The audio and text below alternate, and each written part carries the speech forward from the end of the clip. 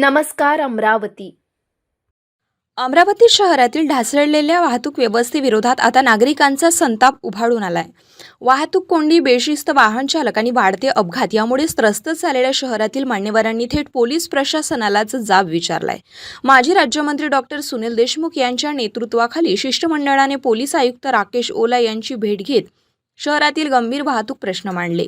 मुख्य चौकांमध्ये सिग्नल असूनही वाहतूक पोलिसांची अनुपस्थिती पाहायला मिळते.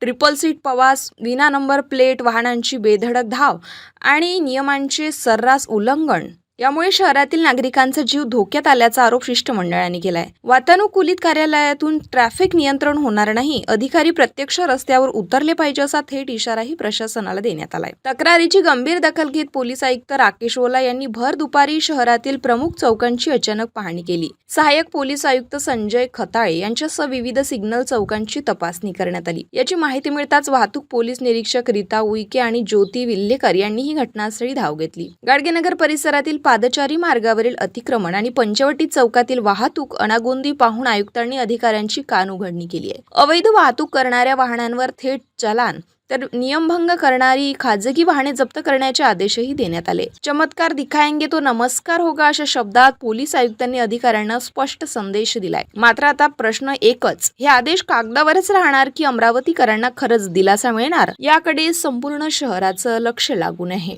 त्यासाठी अमरावतीची वाहतूक व्यवस्था सुधारली पाहिजे आणि पोलिसांनी आपलं काम व्यवस्थित केलं पाहिजे. मोठे अधिकारी हे कुठेच तुम्हाला रस्त्यावर दिसत नाही, PSI आहे. त्यामुळे या सगळ्या गोष्टीला अवगत करण्यासाठी आम्ही आज कमिशनर पोलीस यांना भेटलो होतो.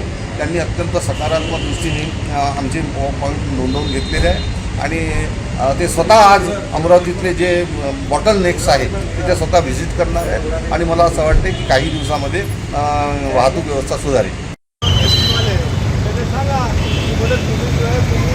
चौकवर पाठीमागे करा. मी काय ते एकदा इथे गेलो होतो PTMC मध्ये, तिथून पायी आलो है ना. काळजी गोष्ट आहे.